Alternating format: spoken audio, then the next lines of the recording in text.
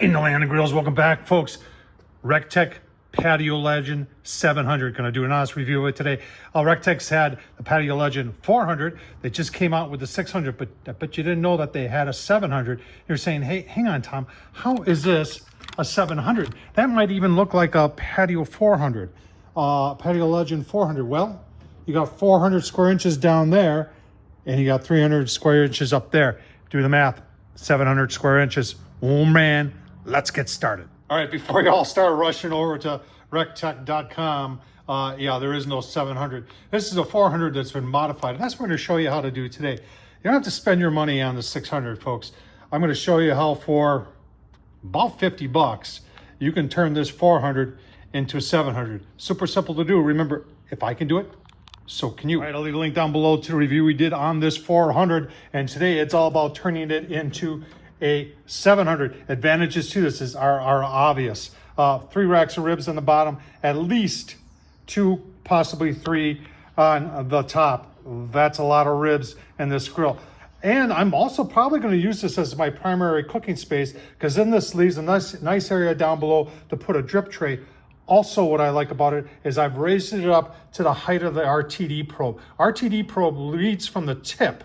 So we're going to be cooking at, and it'll be monitoring temps at that tip, which I also like. All right, I'm moving right along, and we make changes as we move along. I do all the research on the front end, so if you decide to do this, all the work's done for you. So because of the lips of the edge of the grill, keeping it the size I had, it wasn't going to work. So we've cut enough off here that it's now 24 by, well, let's just call it 12. It's actually 11 and a half. I did leave these tabs on the back just to work as a guide. And then I am using an aluminum angle here, and this will be just fine. It was something I had laying around here. Remember, aluminum doesn't melt until like 1200 degrees. And if inside of your 400 is 1200 degrees, you got a bigger problem than having aluminum on the inside. So we have cut those down. If you're wondering the dimensions, we did cut them at, you can see 12 inches, and this is a 1.5 by 1.5 aluminum angle. If you're wondering, these angles here, that's 22.5, 22.5, 22.5. I left this side, the back side square, rounded everything over real nice. You're saying, well, Tom, now I can't use the Masterbuilt stuff, grill grates. Well, I found a 12 by 24 on Amazon right here. I'll try and leave a link down below.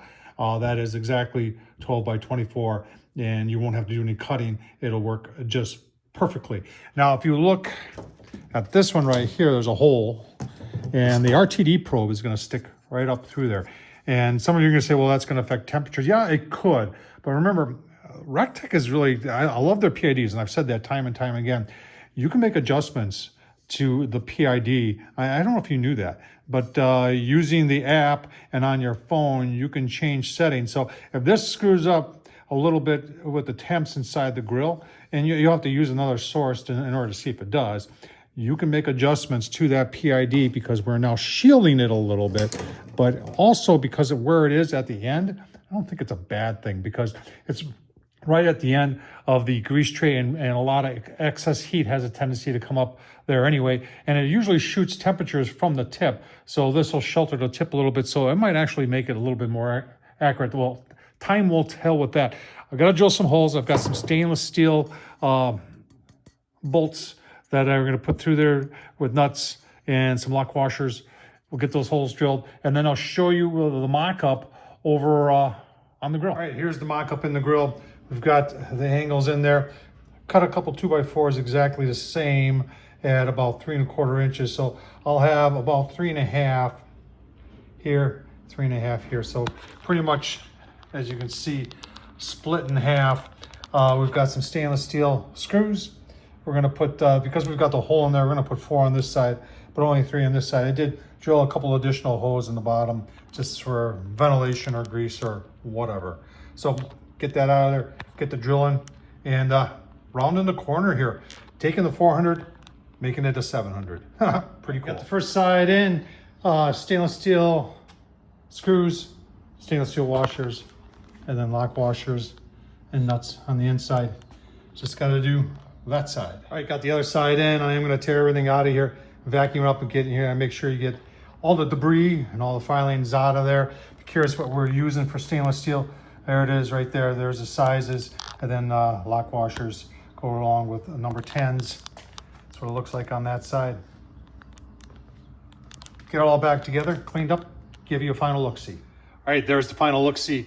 All cleaned up, ready to go. Everything works the way it should. I'm really happy with this.